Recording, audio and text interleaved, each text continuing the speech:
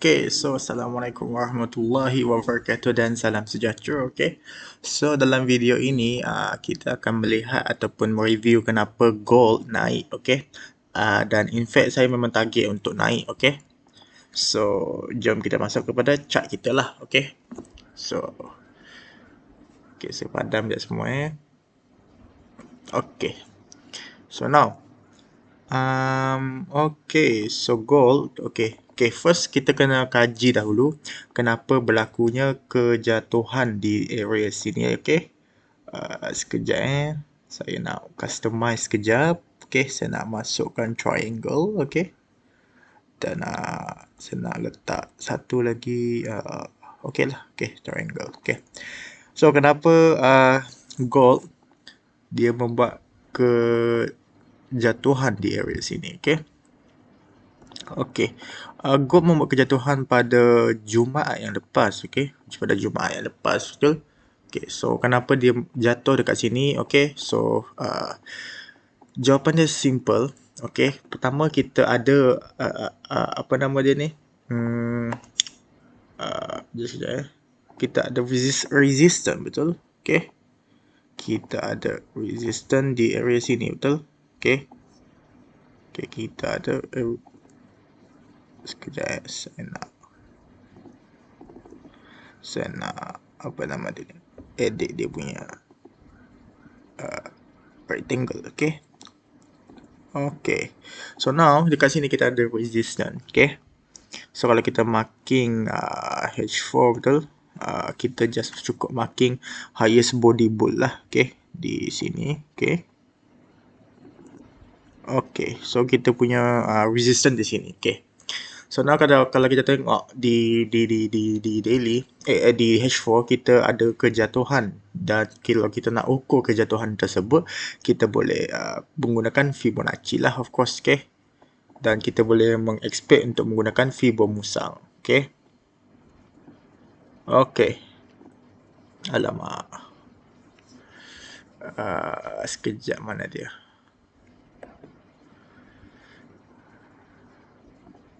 Okay, dan apa nama dia ni?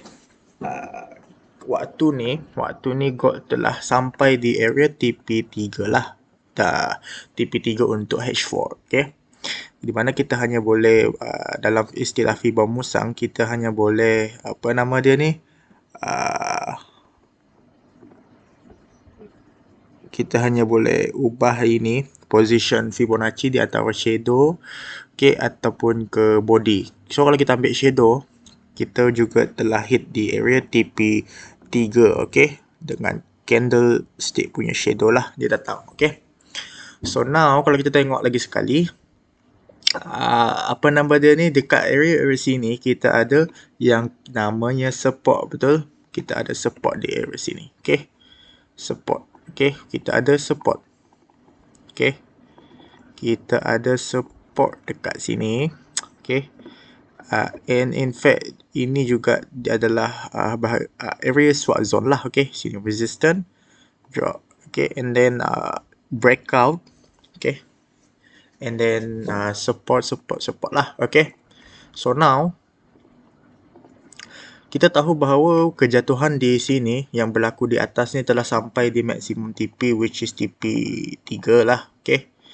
Dan sekarang ni apa yang kita nak tengok waktu price berada di TP3 ni, kita nak mencari setup buy lah, okay. Kalau ada pintu, okay. So dari sini kalau kita tak jumpa apa-apa kenaikan, okay, di H4 ini, kita boleh ubah kepada H1, okay. Di H1 berlakunya kenaikan di sini, okay, sebanyak 380 pips, okay. Dan juga waktu sekarang ni berlaku lagi satu kenaikan sebanyak 200 pips lah, okay. Dan di H1 adanya pintu untuk buy, okay. Adanya pintu untuk buy, okay. Dan pintu tersebut berada di mana? Pintu tersebut ada di sini, okay. Di sini, okay. Dan ianya telah dipecah ataupun berlaku breakout, betul. Saya pandang je lah indikator ni, okay. Dan berlakunya breakout, betul, di pintu ini oleh candlestick mana? Candlestick ini, okay. So now kita boleh menarik Fibonacci, iaitu daripada fiber musang daripada sini kepada sini. Okay. And now kita minimum target kita untuk H1 ini berada dekat sini. Okay. Berada dekat sini lah minimum kita punya take profit. Yang mana minimum take profit ini sebaris dengan kita punya previous support lah. Okay.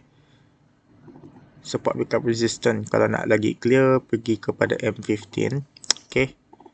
Di mana kita ada drop, base, drop. Okay. Juga dilihat sebagai sebuah support, supply zone. Okay. Dan satu lagi TP2 adalah berada dekat sini lah. Okay. Yang mana kita boleh kata ini sebagai maksimum lah. Okay. Dan kita akan decide untuk kita decide untuk observe lah, memerhatikan apa price action yang ada lah waktu dia datang tu. Okay. Sebab apa saya cuba limit dekat area sini kalau nak buy. Okay. Kalau buy, sebab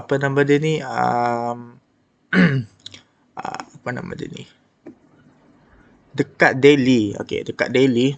Okay, kita ada pintu sell terbuka di mana dia pecah yang ini. Okay, pecah yang ini. This one. Okay. And then kita boleh tarik fiber musang daripada sini ke sini. Okay. Dan saya actually target saya target at least kalau saya betul-betul nak buy yang swing, saya target dekat sini actually. Okay. Dekat sini lah, of course. Okay. Okay, saya target dekat sana. Okay. Saya target dekat sini. Okay. Okay, saya target dekat sana lah. So, meaning to say, dalam masa yang sama, kita nampak ada support betul sini support. So, dia berkemungkinan respect kepada support ini. Okay. Dia datang and then dia naik. Maybe dia akan sampai sekitar sini kalau dia betul lah. Kalau dia betul-betul nak drop lagi untuk follow rentak daily. So maybe sekitar sini and then and then kita target dekat sini lah. Okay, ataupun kalau dia naik lebih tinggi, kita target dekat area sini lah. Okay. TP kedua lah. Okay. And then kita plan nak target untuk sell ke bawah. Kalau ada set tak sell lah dekat area sana. Okay. Kita target nak TP at least dekat sini lah. Okay. Okay. So ini yang pandangan saya lah. Okay. Okay. Ini bukan pandangan macam mana, tapi ini trade idea lah. Okay. Dan satu lagi macam yang saya katakan, dekat sini ada support betul? Support. Okay. Okay, so sekarang kita pergi kepada H1. Okay. H1, kenapa dia naik? Sebab kita ada pintu untuk buy, betul? Okay. Okay, kita ada pintu buy. Okay, pintu buy. Satu pintu buy dekat sini. Kalau katakan kita pergi kepada M15 pun, okay, M15 kita actually ada divergent, betul?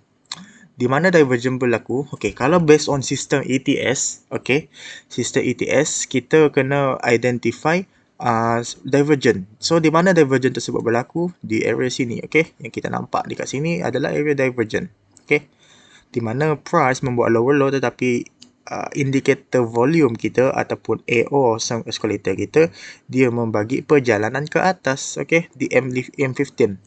Dan divergent tersebut berlaku di kawasan support, okay, which in fact dia mengukuhkan lagi reason kita kalau kita nak buy lah. Okay, this is kawasan support betul. Okay, so berlakunya divergent. And then next, apa yang kita kena tunggu actually adalah dia membuat a higher high, betul? Higher high. Dan dia membuat higher high dekat sini, dia pecah sini. Okay, kalau nak lebih jelas, dia pecah di area sini. Okay, dia pecah area sini. Okay. Okay, dia pecah, dia breakout, betul? Membuat higher high. Betul tak? Okay. Ini previous high lah kalau kita ubah kepada line. Ini low, high. Ini lower low. And then dia pecah dekat sini kalau korang dah nampak, okay. Dia punya higher high, okay. Ini higher high dia, okay. Ada benjol sikit. And then kita katakan itu sebagai higher high. Retracement ini selagi dia tak pecah yang ini, okay. Selagi dia tak pecah yang ini, okay, kita ambil B tu bawah. Selagi dia tak pecah yang ini, okay, meaning to say candle tersebut close di bawah kawasan ini, kita boleh katakan yang dia ni masih boleh naik lah, okay. Tapi kalau dalam sistem ETS, kita tak entry macam tu lah, okay. Kita menunggu berlakunya DBR, betul? Dan DBR hanya berlaku apabila yang ini naik lah, okay. Ini dipecah lagi sekali, okay. Ini H1 betul? M15 lah, okay. Dia pecah lagi sekali lah, okay. Belum lagi ada tanda-tanda untuk pecah, okay. Tapi kalau kita pergi more detail, suppose lah kita nak pergi detail, more detail lah, okay. Apa nama dia ni?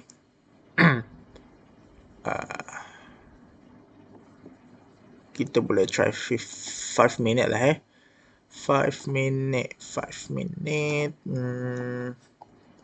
Okay, saya ubah je properties line kepada warna hitam. Okay, so sekarang nampak okay, so now kalau kita tengok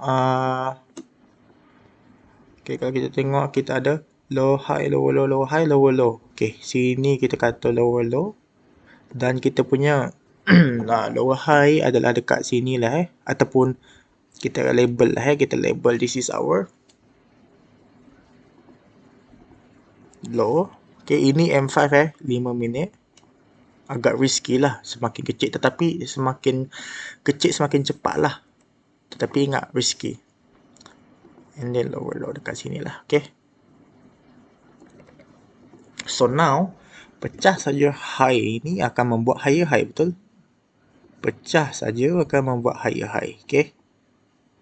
So dia buat higher high dekat sini. Okay, dia buat higher high, dia retrace. Retrace ini kita katakan sebagai lower high, okay. Retracement selepas high ni, okay.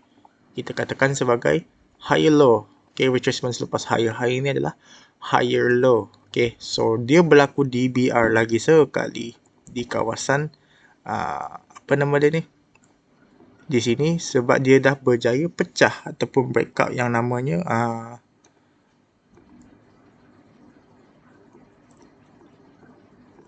kejap. Dia pecah lagi higher high ni. Okay, dia pecah. Okay, dia pecah. So, now kita boleh gunakan Fibonacci type 1 lah. Okay. So, saya belum lagi masukkan.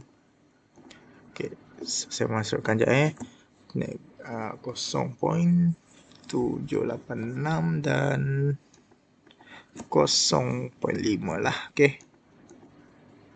Okey, sekarang kita akan guna Fibonacci type 1 daripada sini ke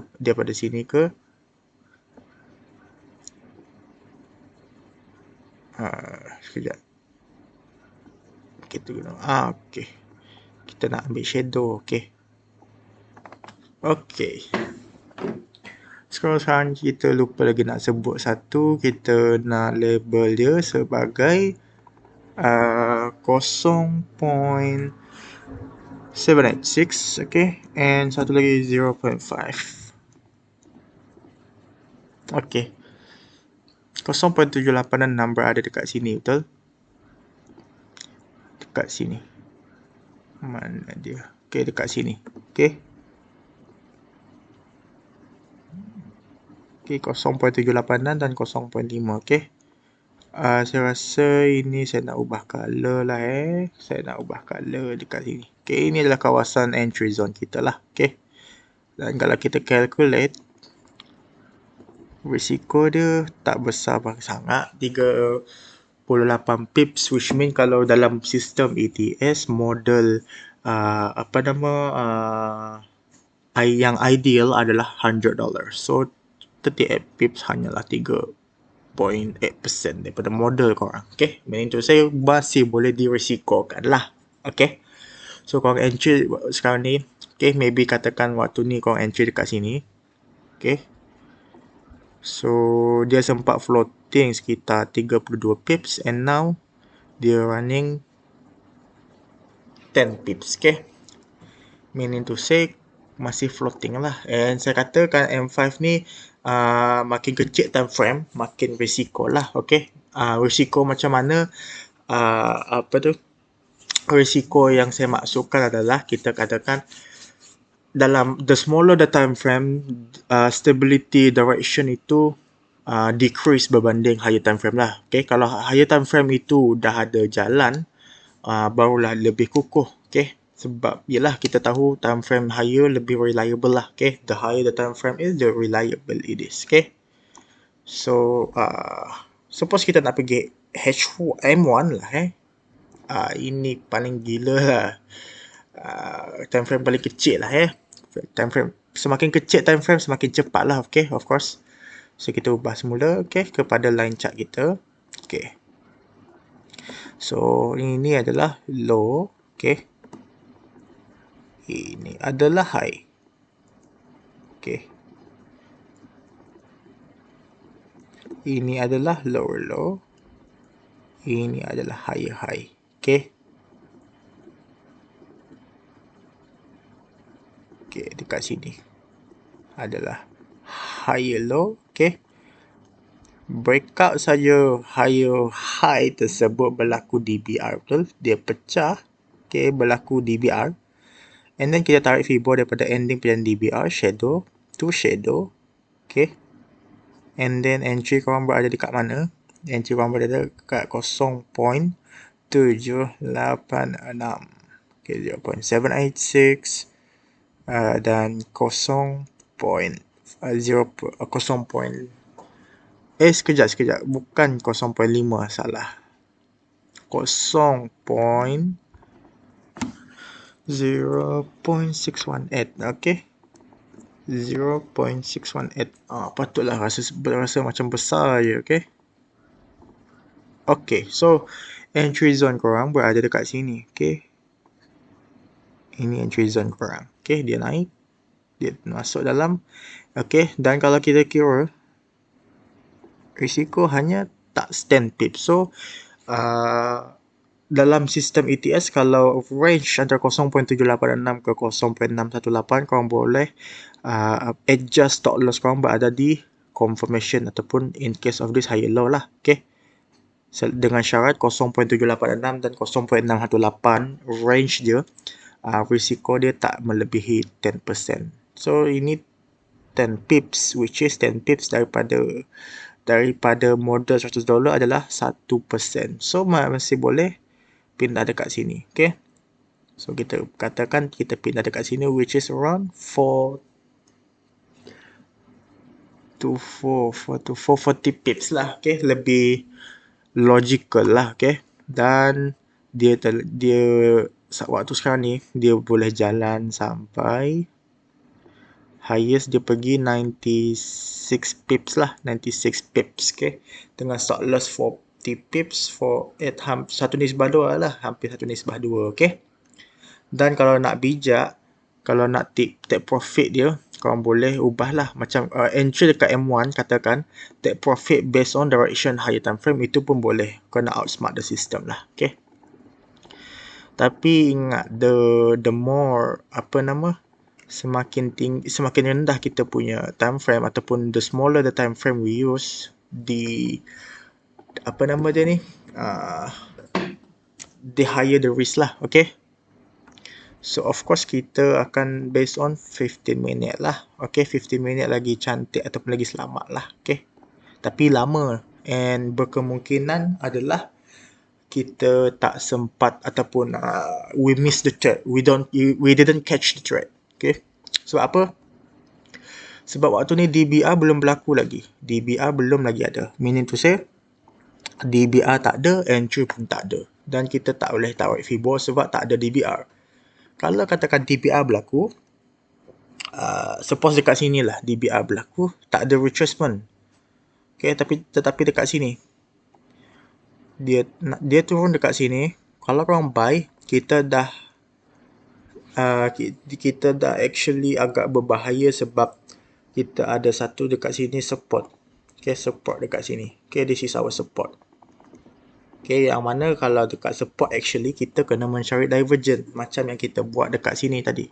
Okay, dekat sini tadi mana kita pergi H4. Okay, kita dekat sini tadi. Okay. Okay. This is kawasan support. So, bila price datang ke kawasan support, actually kita mencari divergence. Sini adalah support become resistance. Support, breakout, resistance. So, kalau kita nak buy, actually salah. Sebab apa? Sebab kita actually mencari sell di resistance. Tapi dengan syarat adanya divergence berlaku di resistance. Okay. So, dia ada pros and cons lah. Satu pros dia kalau guna M15 lebih selamat in terms of direction dia lah. Tetapi dia ada limitation dia di mana kalau ada halangan terdekat. Okay. Apa lagi kalau time frame kecil, suppose dia punya pros adalah entry awal, tapi risiko dia direction dia tak kukuh. That's all. Okay. So menambah risiko lah. Okay. So basically itu sahaja komen saya untuk pergerakan kenaikan gold tadi. Okay. So kalau siapa yang dapat dekat bawah ni, korang dah dapat at least 100 pips lah dekat sini. Okay. 200 pips salah. Okay. 200 pips. Kalau M5 ataupun M1 tadi yang kita katakan. Okay.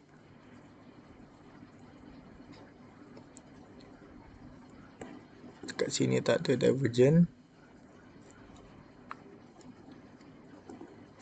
Dekat M15 yang ada divergent betul. Okay. M15 ada divergent, meaning to say kita nak di area sini. Okay. Sebab sini yang ada divergent tadi. Okay. Okay, so now kita pergi kepada smaller time frame.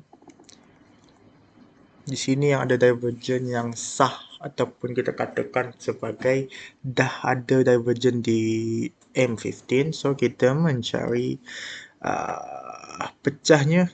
Ni apa namanya ni? Kita ubah kepada line chart. Low, okay, dekat sini pun boleh. Okay. Low, high, lower, low. Okay, pecah saja lower, low, high di sini.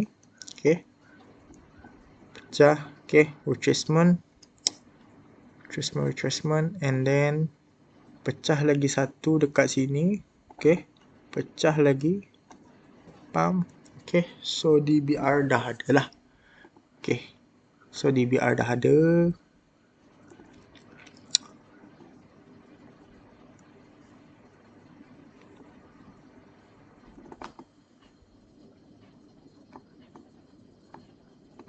Okay, dekat sini korang dapat entry lah. Okay, dekat sini korang dapat entry. Dia floating dalam 7 pips je. Risiko dekat sini is just 20 pips, 30 pips. Okay, and then dia fly sampai berapa pips je dekat sini. Okay, dia fly sampai berapa pips.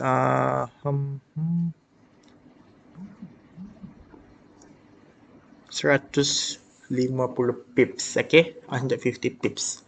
Okay, tadi kita buat dekat sini, dia fly around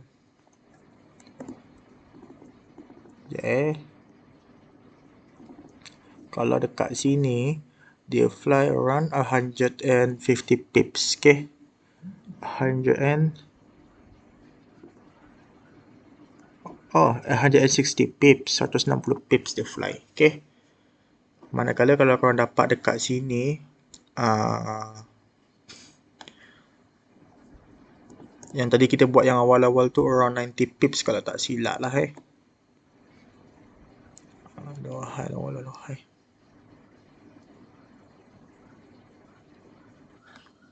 Okay, dekat sini, kat sini. Okay, and then entry dekat sini. Okay. 90 pips, yes. 90 pips dekat sini. Manakala dekat sini 150 pips, okay. 60 pips, okay.